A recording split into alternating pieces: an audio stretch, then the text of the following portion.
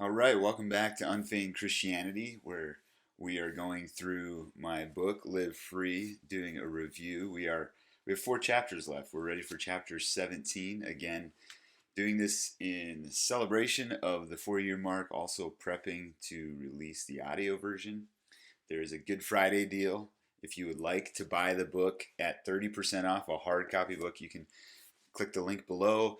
If you want the Kindle version, you can get that for 70% off from now to through the end of the month. So November 30th is when that deal will go up. But we're just reviewing my book, Live Free, seeing where I might say things differently.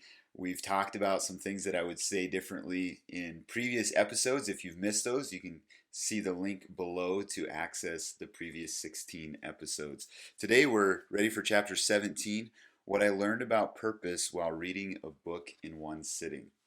And basically, the premise of this chapter is something I discovered after reading Philippians a number of times, and how they really were just kind of pursuing helping other people in the gospel, just as Paul had brought the gospel to them. So just as what Paul had done for them and bring the gospel to them, they are now participating in that same work and suffering, actually experiencing persecution as a result in taking the gospel to others. And Paul says in Philippians 1 how that is a sign of their salvation, and of the people who are persecuting, a sign of their destruction, because of how bold the Philippian people were in taking the gospel.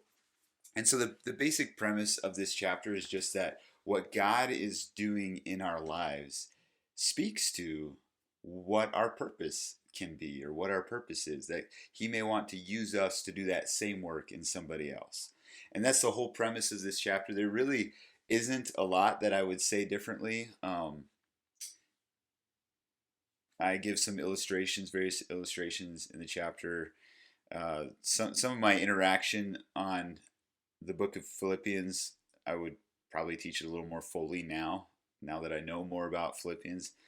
Um, but yeah, I still really believe this. I think we spend so much time, can spend, and part of why I'm passionate about this is because it's my own story, and that I was so worked up over, like, what is my purpose in life? And really, I don't think it's that hard. I think as we look back in our life and we see what God has been doing, or the different experiences we have gone through, the different pieces to our own story, those are threads for the story God wants us to help then write, or the purpose that God has given us in helping other people. And so if you're someone who has found, you've struggled to know what is your purpose in life, I hope that this chapter can be comforting in that, don't like I hope it can put you at ease. Don't stress about it. It's not There isn't this miraculous purpose that you're supposed to somehow know and figure out in order to really fulfill what God has designed you for.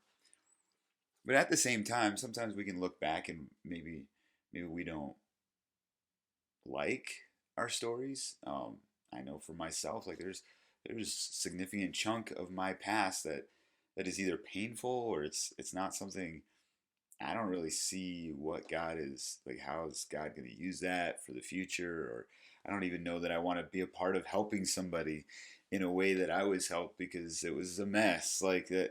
And I think that's okay. I think it's okay to be at a place where you're kind of uncomfortable with your past. I do think that God wants to step into that with you and to process that with you, and that in processing that, you will grow deeper with Jesus. What He desires to do with that in the future, you don't have to worry about that really. But right now, if that's kind of where you're at, like you're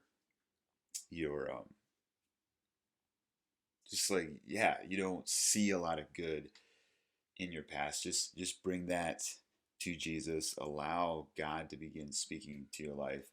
Maybe find a counselor or therapist to process some of those things, to because when we have experiences like that either we're ashamed of or we don't like that affects the way we think about life, the way we think about ourselves. and it's valuable to have someone help us kind of discover healthy ways of thinking and living. However, or on the flip side, if you're stressed about your purpose in life, but then you can look back and be like, hey, yeah, I was helped in, for me writing this book, I found freedom from lust. I want to help other people. Like, don't twiddle around worrying like, should I be moving overseas to go into missions? Like, if those doors haven't opened, just start helping the young men in your area right now overcome lust, or whatever it is that God has done in your life. Like, the fingerprints, God's fingerprints on your past is a part of direction for the future.